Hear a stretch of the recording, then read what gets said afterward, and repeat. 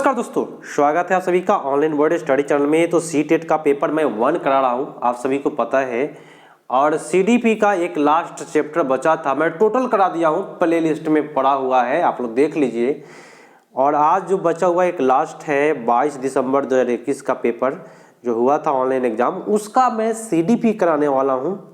CDP मैं total करा दिया हूँ, बस एक ही बचा हुआ था जिसे मैं अभी कराने जा रहा हूं। आप सभी को पता है कि मैं ट्रिक के माध्यम से कराता हूं और समझा कर कराता हूं। अगर आप मेरे यहाँ पेडागोजी कर लेते हैं तो डेफिनेट रूप से 100+ नंबर आप लोग लेकर के आइएगा, क्योंकि मैं जिस प्रकार से सोल्व करता हूं उस प्रकार से यदि आप भी सोल्व करते हैं डेफिनेट रूप से आपका सी-टेट निकलेगा। तो चलिए आप लोग भी नौकरी करिए, अच्छे से तैयारियां करिए और जोड़ते चलिए। आप सभी को ही, सभी साथी अपने को जोड़ते चलिए। प्रथम क्वेश्चन पर आते हैं। क्वेश्चन क्या है कि विकास के किस क्षेत्र का संबंध बौद्धिक सामर्थ्य जैसे कि ध्यान, स्मृति, समस्या समाधान, कल्पना और रचना करने से है। देखिए, संवेग तो संवेग में होता है, एक का एक परिवर्तन होता है, डर, भय, ये सब जो होता है संवेग होता है। सामाजिक में आता है पारिवारिक, परिवार और विद्यालय, है ना, समाज में आता है। लेकिन यहाँ कह रहा है कि ध्यान, स्मृति, ये सब क्या है, संज्ञान माने क्या, जानकारी, है ना। तो यहाँ सबसे बेटर जाएगा संज्ञानात्मक क्षेत्र के अंतर्गत। शारीरिक में वृद्धि होता है, तो यहाँ सबसे बेटर बी पड़ गया। तो जिस प्रकार से मैं करूँ उस तरह से आप भी करिए, मजा आएगा आपको। चलिए क्वेश्चन क्या है यहाँ। सना ने अपनी कमीज का बटन बंद करने और कलम पकड़ना सीखने से पहले गिलास और बोतल पकड़ना सीख लिया। तो यह उदाहरण किस ओर संकेत करता है। देखिए क्वेश्चन क्या है। सबसे पहली बात कि मैंने आपको क्या बोला कि ट्रिक से समझाऊंगा, और दूसरी बात कि क्वेश्चन को पकड़ने का जो होती है तरीका है उसको सिखाऊंगा। मैंने यह करने से पहले यह कर लिया, यह करने से पहले यह कर लिया। अगर कहीं भी होगा लिखा हो कि सना ने कलम पकड़ना सीखने से पहले गिलास और बोतल पकड़ना सीख लिया, लिखा कि नहीं। कलम पकड़ना सीखने से पहले गिलास और बोतल पकड़ना सीख लिया, माने यह करना से पहले यह सीख लिया। अगर कहीं भी रहता है तो उसको हम अधोगामी करके आएंगे। बात समझे कि नहीं समझे। इसको हम अधोगामी कहेंगे। और कहिए सर ये आप अधोगामी कहिए, अगर कहीं क्वेश्चन में अधोगामी न देके दूसरा कुछ दे तो एक और चीज देता है, मैं आपको बता देता हूं। समीप दूरामुख सिद्धांत, समीप दूरामुख सिद्धांत याद रखिएगा, सुन लीजिए मेरी बात। डिस्प्ले छोटा है, लिखने में नहीं बनता है। तो विकास का अधोगामी आएगा और नहीं तो समीप दूरामुख आएगा। यह करने से पहले यह कर लिया, ठीक है। अब आइए नेक्स्ट क्वेश्चन पर। यहां क्वेश्चन है कि बच्चे का विकास इनमें किसका परिणाम है। केवल आनुवंशिकता, गलत हुआ। केवल वातावरण, गलत हुआ।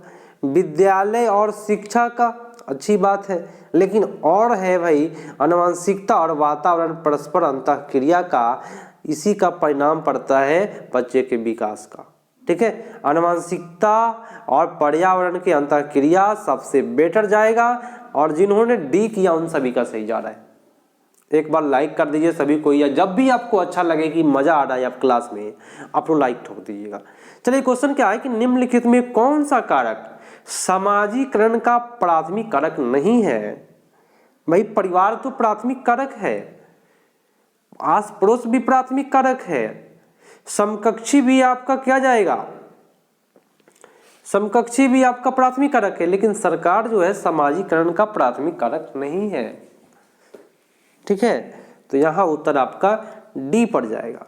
नेक्स्ट क्वेश्चन है कि हिंज की द्विधा पर बच्चों की प्रतिक्रिया के आधार पर हाइंस के दुविधा के आधार पर, हिंज ने दवाई चुराने के वाला एक क्वेश्चन आता है, उसी पर है हेंस की दुविधा पर बच्चों की प्रक्रिया के आधार पर लॉरेंस कोलबर्ग ने विकास के विभिन्न अवस्थाओं को प्रतिपादित किया, और जो प्रतिपादित किया है उसको क्या कहते हैं? तो भाई कभी भी कोलबर्ग की बात आता है, बहुत बेटर जिन्होंने ये किया उन सभी का सही जा रहा है नैतिक विकास। बहुत अच्छा, नेक्स्ट क्वेश्चन पाते हैं। देखिए अगला क्वेश्चन है, 9 वर्षीय लीला ने अपने बटनों के संग्रह को अपने माप के अनुसार वर्गीकृत किया।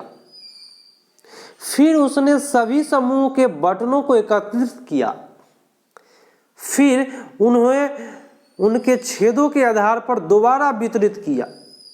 जीन पियाजे के संज्ञानात्मक विकास के सिद्धांत के अनुसार लीला विकास के किस चरण पर है? देखिए सबसे पहले आकार के आधार पर वर्गीकृत किया, तब उसको छिद्र के आधार पर किया, सबको एक जगह रखा समूह में, तो ये पियाजे के अनुसार कौन सा अवस्था में जाएगा?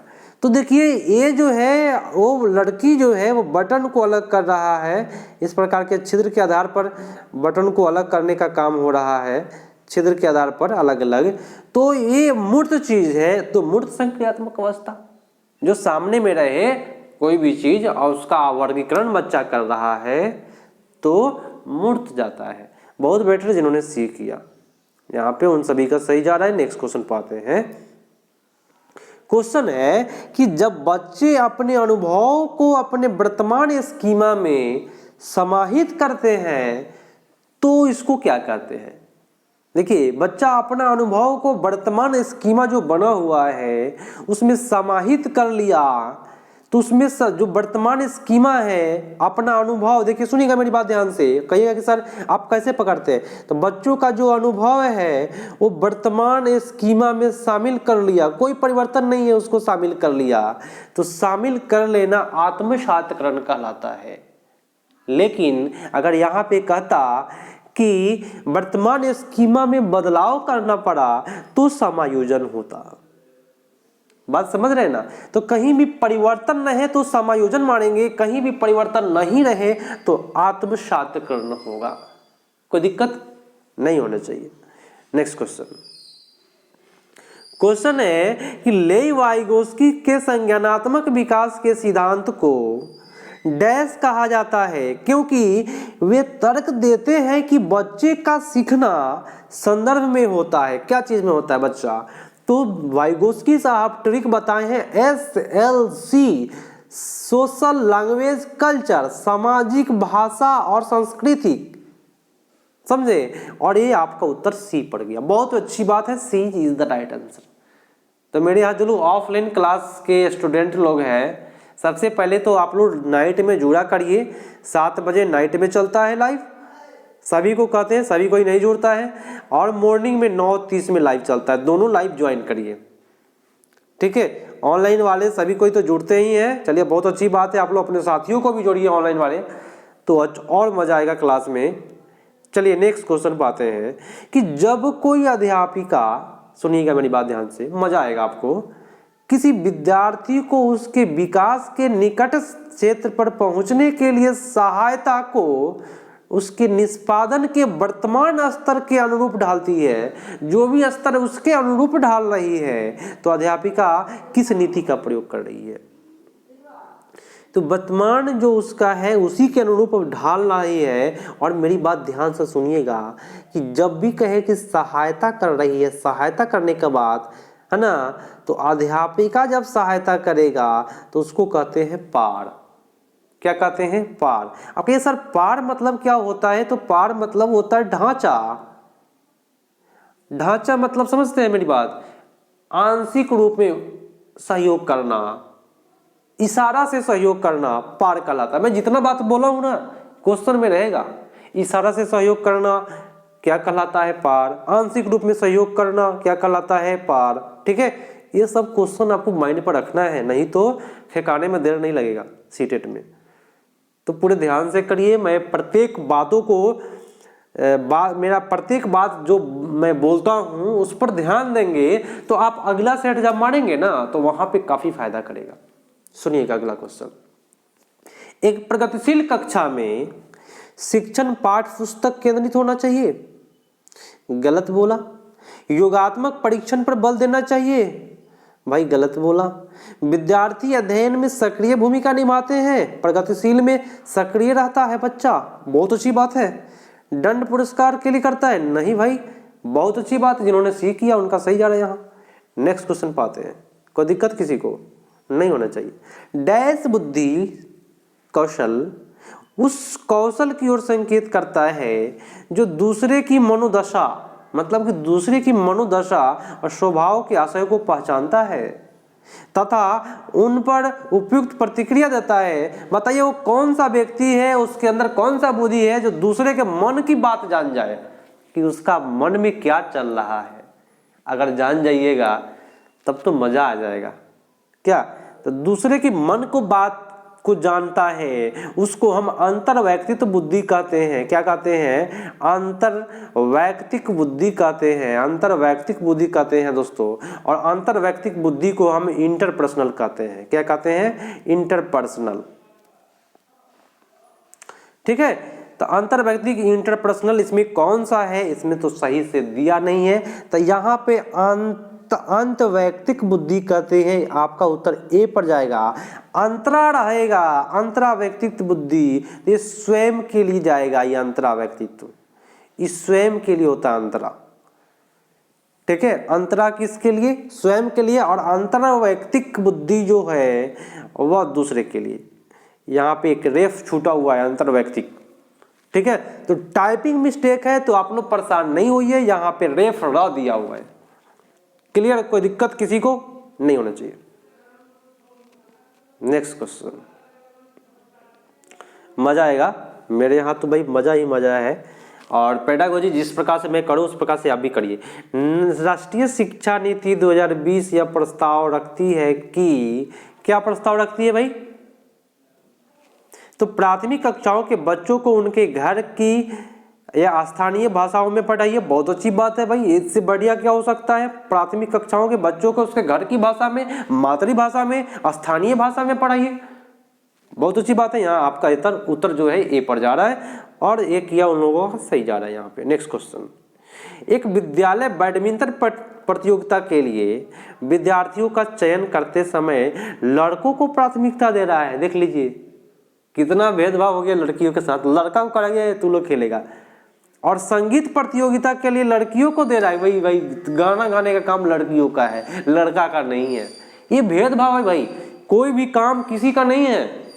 ये बात माइंड में बैठा लीजिए। अगर इसे बात बोलता है, कहीं भी पक्षपात की भावना बोले, कहीं भी लड़का लड़की में भेद करे, तो उसको रूढ़िबद्ध शब्द कहते हैं, जेंडर रूढ़िवादिता। आपका सही जाएगा। बहुत अच्छी बात है जिन्होंने डी किया यहाँ पे। कोई दिक्कत किसी को नहीं होगा। चलिए नेक्स्ट क्वेश्चन है कि सतत व्यापक मूल्यांकन में इनमें से क्या शामिल है? सतत व्यापक मूल्यांकन कहते हैं लगातार मूल्यांकन। इसमें क्या शामिल है? तो मूल्यांकन के मापदंड, उदाहरण की योजना बनाना, बहुत अच्छी बात है। शिक्षक द्वारा सावधानी पूर्वक रिकॉर्ड अभिलेख तैयार करना, अच्छी बात है। बच्चा का समय समय पर परीक्षण करना, उनको श्रेणीबद्ध करना। ये श्रेणीबद्ध करना जो है ये गलत गया है, समझ रहे हैं ना मेरी बात? हाँ, शिक्षण अधिगम प्रक्रिया को एकीकृत करना ये ठीक है। एक साथ एकीकृत कर, एक प्रक्रिया के साथ एकीकृत करना, ये आपका सही जा रहा है। बहुत अच्छी बात, यहाँ उत्तर ए पड़ गया। नेक्स्ट क्वेश्चन है कि राष्ट्रीय शिक्षा नीति 2020 के अनुसार आकलन के लिए अंतर्निहित सिद्धांत क्या होना चाहिए? बताए क्या होना चाहिए? तो मुख्य रूप से रटने कौशल का परीक्षण करना। भैया ये रटने कौशल का परीक्षण करेंगे कि कौन तेजी से रट रहा है? ये गलत हुआ आपका। केवल विषय वस्तु अधिगम को प्रोत्साहित करेंगे। बाहरी दुनिया से बच्चों को जोड़ना है तो केवल विषय वस्तु किया काम से। सभी विद्यार्थियों के लिए उनके सीखने का विकास अनुकूल होना चाहिए। जैसा बच्चा सीखेगा उसी के अनुकूल सिखाना है दोस्तों। सबसे बेटर आपका सी पर जा रहा है यहाँ। लेकिन हम आगे भी देखेंगे, यहाँ भी केवल का उपयोग किया है, यहाँ भी परीक्षा के माध्यम से किया है, तो हम इसको नहीं करेंगे। नेक्स्ट क्वेश्चन, बहुत अच्छी बात है आप लोग मेरे चैनल से जुड़ रहे हैं, आप लोग का प्यार बना है और आप लोग शेयर कर देते हैं ना। जो लोग ऑनलाइन स्टूडेंट जुड़े हुए हैं दूर दूर से, सभी कोई अपने साथियों को शेयर करे कि भाई यहाँ भी कुछ है, गर्दा उड़ेगा आपको। यहाँ पेडागोजी का मैं ऑपरेशन कर देता हूँ कि कैसे पकड़ना है। सुनिएगा, भारतीय संसद ने दिव्यांग व्यक्तियों के लिए निम्नलिखित में कौन सा कानून हाल ही में पारित किया गया है? दिव्यांग के लिए याद रखिएगा, दिव्यांग के लिए हाल ही में राष्ट्रीय शिक्षा नीति नहीं पारित हुआ है। दिव्यांग के लिए, दिव्यांग मतलब होता क्या है? निःशक्त व्यक्ति को समान अवसर देना है, अधिकार संरक्षण देना है, पूर्ण भागीदारी होना चाहिए, यही सबसे बेटर माना गया। चाहे वो बच्चा दिव्यांग क्यों नहीं हो, सबको समान अवसर प्रदान मिल रहा है, तो सबसे बेटर आपका यही जाएगा, B is the right answer. कोई दिक्कत किसी को नहीं होगा।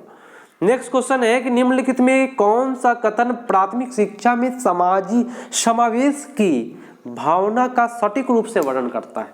समावेश की भावना का सटीक वर्णन बताना है। समावेश बताए। शिक्षक केवल मानक एक तरह के ही भाषा का प्रयोग करे? भैया ऐसा टीचर नहीं होगा, एकल भाषी नहीं बनाना है बच्चों को। शिक्षक कुछ जाति समूह के बच्चे के प्रति पूर्वाग्रह रखता है, कुछ जाति और उसी के प्रति पूर्वाग्रह, बाकी जाति सबको लेकर चलना है। टीचर का गुण ये है कि सबको लेकर चलना है। और आपका भी गुण क्या है कि आप सीटेट तैयारियां कर रहे हैं, तो आप सब बच्चों को लेकर चलिएगा, तब आपका ऑप्शन सही जाएगा। बात समझे ना? चलिए, यहाँ कि शिक्षक को विशेष शैक्षणिक आवश्यकता वाले बच्चों से कोई अपेक्षा नहीं करनी चाहिए। कोई भी विशेष शैक्षणिक आवश्यकता वाला बच्चा है, उससे अपेक्षा नहीं करना है, कोई अपेक्षा नहीं करना है। बहुत अच्छी बात है, कोई अपेक्षा नहीं करना, सबके लिए समान है भाई। ये नहीं कि विशेष है तो उसके लिए अपेक्षा करेंगे, नहीं, कोई अपेक्षा नहीं करना है भाई, विशेष हो या कोई भी हो, नेता का लड़का हो या किसी का बच्चा हो। शिक्षण सांस्कृतिक रूप से उत्तरदायी शिक्षण शास्त्र का प्रयोग करती है, तो यहाँ आपका सबसे बेटर सी ही जाएगा, तो 17 का। लेकिन यहाँ पे उससे बेटर जो ऑप्शन दिया हुआ है, मेरे दोस्तों ध्यान से सुनिएगा, कि शिक्षक सांस्कृतिक रूप से उत्तरदायी शिक्षा शास्त्र का प्रयोग करती है। बात सही है, ये सबसे बेटर तो यहाँ पे जाएगा। थोड़ा सा मिस्टेक हुआ हमसे भी, इसको ध्यान नहीं दिया, इसीलिए 4 ऑप्शन को देख करके आना पड़ेगा। शिक्षक जो है सांस्कृतिक रूप से उत्तरदायी शिक्षा शास्त्र का प्रयोग करता है, चाहे वह कोई भी संस्कृति का हो, उसको समान देगा। सबसे बेटर यहाँ से डी पड़ जाएगा। चलिए, थोड़ा सा मिस्टेक हुआ हमसे, चलिए इसको आप लोग सुधार कर लीजिएगा। निम्नलिखित में कौन सा विशेषताओं का समूह प्रतिभाशाली छात्रों को परिभाषित करता है? प्रतिभाशाली को परिभाषित कौन करेगा, ये बताना है। 4 ऑप्शन पढ़ना बहुत जरूरी है। मैं नहीं पढ़ा तो देख लीजिए क्या हुआ अभी ना, इसीलिए आप लोग भी पढ़िएगा टोटल ऑप्शन, तब आपको समझ में आएगा। देखिए, प्रतिभाशाली को मतलब प्रतिभाशाली की विशेषता बताना है, परिभाषा क्या होती है उसको परिभाषित करना है, बताना है। तो शीघ्रता से सीखते हैं, उन्हें याद रखते हैं। प्रतिभाशाली का गुण है सतर्क है। प्रतिभाशाली सतर्क भी होता है और तुरंत उत्तर देते हैं और बारीकी से अवलोकन करते हैं, जो प्रतिभाशाली होता है। त्वरण के साथ बेहतर प्रदर्शन करते हैं, तो प्रतिभाशाली विद्यार्थी त्वरण माने तेज गति से बेहतर प्रदर्शन करता है। वो अच्छी बात है, आपका उत्तर सी पड़ जाएगा। ठीक है, तो टोटल अगर नहीं पढ़ा जाए तो क्या दिक्कतें होगी, आप मेरे द्वारा ही देख लिए तो आप लोगों को तो वही बहुत दिक्कत हो जाएगी। चलिए नेक्स्ट क्वेश्चन है, ध्यान से सुनिएगा, कि निम्नलिखित में कौन सी शैक्षणिक प्रणाली अत्यधिक दृष्टिबाधिता से जूझते हुए विद्यार्थियों को समावेशन हेतु प्रभावशाली नहीं है? नेगेटिव क्वेश्चन पूछ रहा है कि प्रभावशाली कौन सा नहीं है, तो यहाँ क्या है? प्रत्यक्ष स्पष्ट रूप से बोलना और पढ़ना। अच्छी बात है, स्पष्ट रूप से बोलना और पढ़ना चाहिए, स्पष्ट। ठीक है, 3 आयामी नक्शे एवं चार्ट, त्रिआयामी नक्शा और चार्ट का प्रयोग करेंगे। देखिए यहाँ पे कई ऐसा चार्ट गलत होता है, लेकिन मेरी बात सुनिए, त्रिआयामी माने 3 डायमेंशनल नक्शा का प्रयोग करेंगे, साथ में चार्ट का भी प्रयोग करेंगे। तो ऐसे किताब और बोर्ड जिनको छुपा हुआ या महसूस किया जा सकता है, उसके आगे है कि दृश्यात्मक प्रस्तुतिकरण देने के लिए कंप्यूटर का प्रयोग करना। क्या दृश्यात्मक के लिए केवल कंप्यूटर का प्रयोग करेंगे? एक गलत बात बोला, डिजिटल बोर्ड भी आजकल चल रहा है, तो केवल कंप्यूटर नहीं जाएगा। यहाँ सबसे बेटर डी पड़ गया, 19 का उत्तर आपका डी हो जाएगा। नेक्स्ट क्वेश्चन है कि शिक्षक को सभी बच्चों के अर्थपूर्ण सीखने के लिए अधिगम के वैविध मौके मुहैया कराना चाहिए, है ना। अच्छी बात है भाई, सबको अर्थपूर्ण सीखने के लिए मौका देना चाहिए, टीचर का गुण है, ये तो सही जा रहा है आपका। कथन कारण है कि सभी बच्चे में सीखने की क्षमता होती है, अच्छी बात है, सभी बच्चे में भी सीखने की क्षमता होती है, तो दोनों सही जा रहा है, व्याख्या भी कर रहा है। मौका देगा तो सीखेगा बच्चा। नेक्स्ट क्वेश्चन, एक विद्यार्थी जो नियंत्रण के बाह्य अधिकारिता में विश्वास रखती है, सुनिएगा मजा आएगा आपको। एक विद्यार्थी है जो नियंत्रण के बाह्य अधिकारिता में विश्वास रखती है और परीक्षाओं में अपनी असफलता का कारण किसे बता सकती है। मतलब बाह्य अधिकारिता पर विश्वास रखता है कि भगवान चाहेंगे तो पास करा देंगे सीटेट, ठीक है। तो असफल होने का कारण क्या है बताइए उसके अंदर।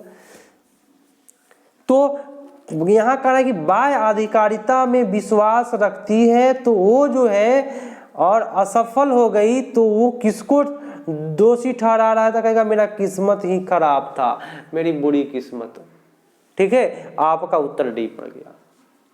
समझने वाली बात है, एक बच्चा बाह्य रूप से विश्वास कर रहा है तो समझिए कहेगा क्या कि हमारा किस्मत ही खराब है जिसके कारण से हम पास नहीं करते हैं। कहाँ गया भाई, कितने नंबर था, ये हो गया था, सॉरी एक सेकेंड, हाँ बुरी किस्मत हो गया, ये आई है 22 नंबर। क्वेश्चन है, ध्यान से सुनिएगा कि प्रगतिशील कक्षा में एक प्रभावी वातावरण का निर्माण करते समय निम्नलिखित में किन बातों का ध्यान रखना चाहिए, किन बातों का ध्यान रखिएगा बताइए। तो भाई अन्वेषण को प्रोत्साहित करना है, खोज को, बहुत अच्छी बात है, के लिए सामग्री के लिए व्यवस्थित करने की विधि, अच्छी बात है। जोखिम लेने में विद्यार्थियों को सहायता करने के तरीके भी जरूरी है, बच्चा जो जोखिम ले रहा है उसमें सहायता करेंगे थोड़ा सा। एक समान क्षमता वाले विद्यार्थियों को एक समूह में रखेंगे, भाई समावेशी, एक समान क्षमता वाले विद्यार्थियों को एक समूह में रखेंगे, नहीं कह रहा है कि एक समान जिसके पास क्षमता है उसको एक समूह में रखेंगे तो गड़बड़ हो जाएगा, एक समूह में नहीं रखना है, उसको अलग अलग बांट करके रखना है जिससे कि वो सबसे सीख ले। आकलन की विभिन्न विधियां, ये सही है, आपका उत्तर 1, 2 और 4 पर जा रहा है, बहुत अच्छी बात है। नेक्स्ट क्वेश्चन पाते हैं, काफी मजेदार सेशन है, आप लोग ध्यान से कर लीजिए। सीडीपी ये मेरा लास्ट हो रहा है, ऑल सीडीपी देखना चाहते हैं प्लेलिस्ट में है इसी वीडियो के, इसी चैनल के प्लेलिस्ट में जाइए देखिए।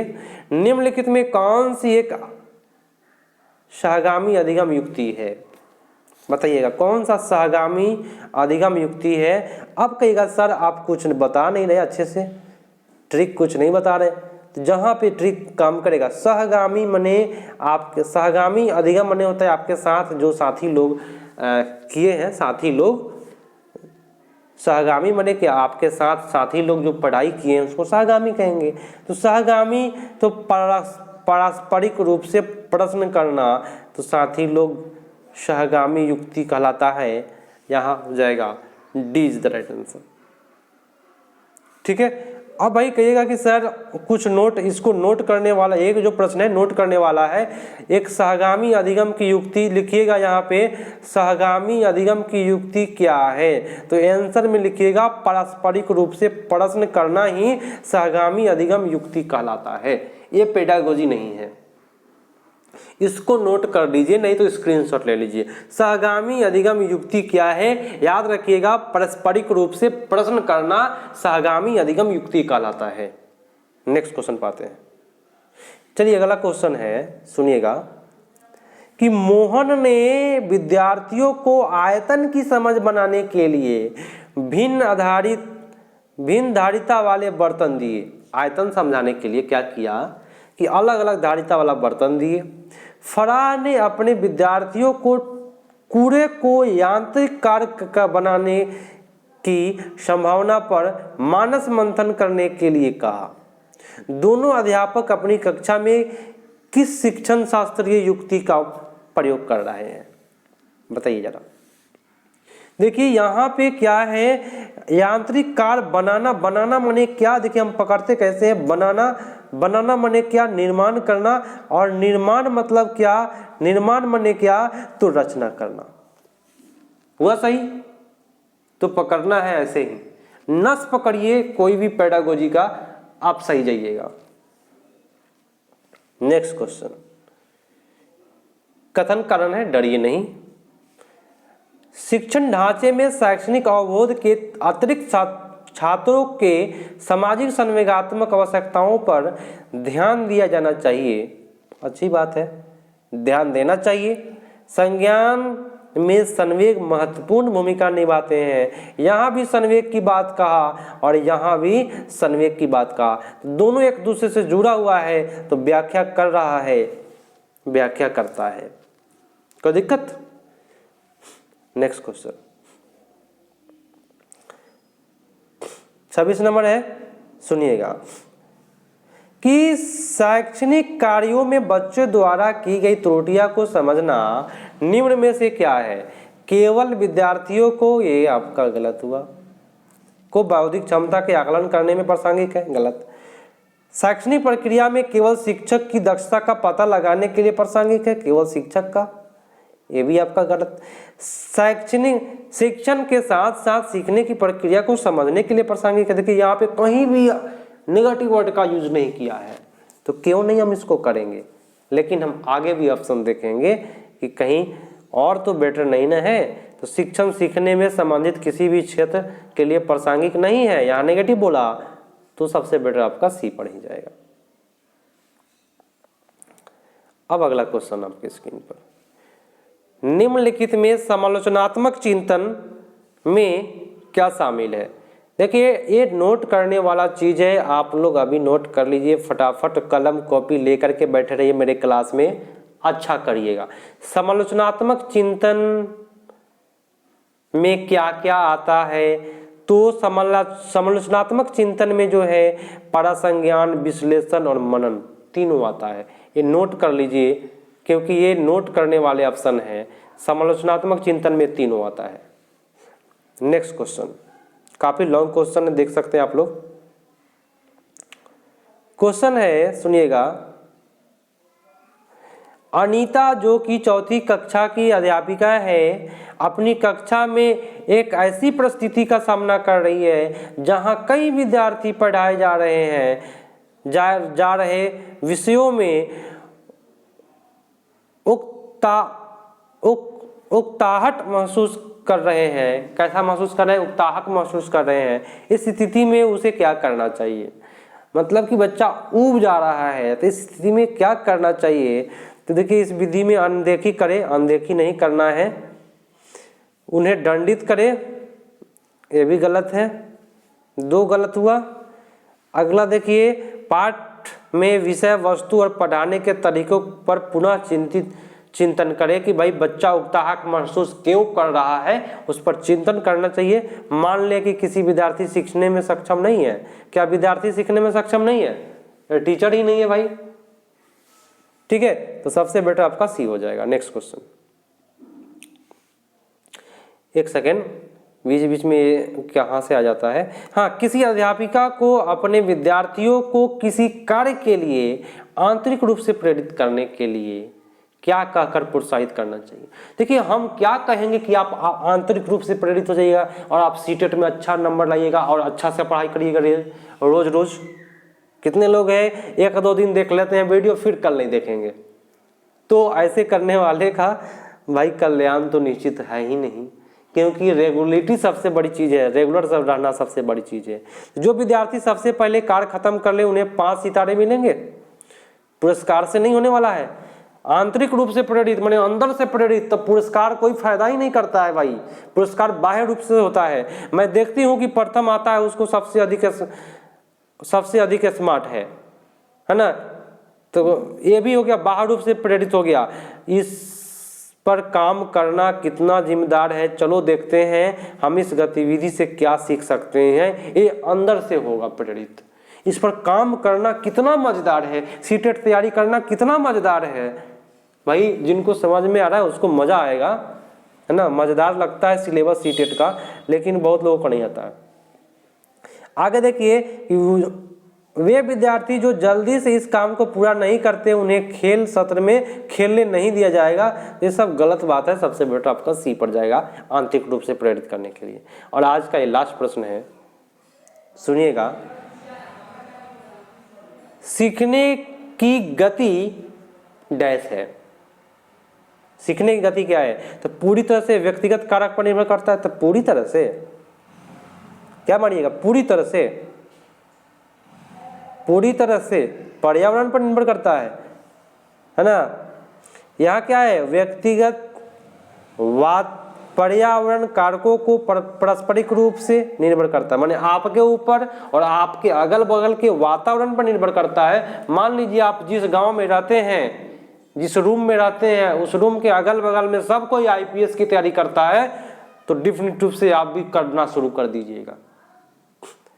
तो पर्यावरण कारक की पारस्परिक क्रिया पर निर्भर करता है। बात समझे? व्यक्तिगत पर्यावरण दोनों स्वतंत्र होते हैं, गलत बात है, दोनों एक दूसरे से जुड़े होते हैं। तो सबसे बेटर आपका सी पड़ गया दोस्तों। तो आप लोग जितने भी पेडागोजी मैं कराया हूँ, ऑल पेडागोजी आपका खत्म हुआ मेरे यहाँ।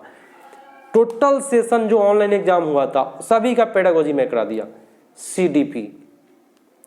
अब कल से चलेगा आपका ईवीएस तो चल ही रहा है, मैथ चला रहे हैं, उसके बाद हिंदी चलाएंगे, संस्कृत चलाएंगे। आपका ऑल सिलेबस में खत्म कराऊंगा।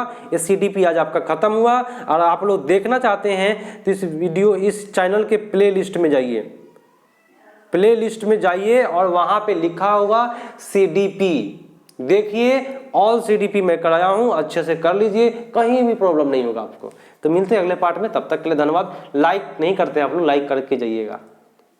जय हिंद।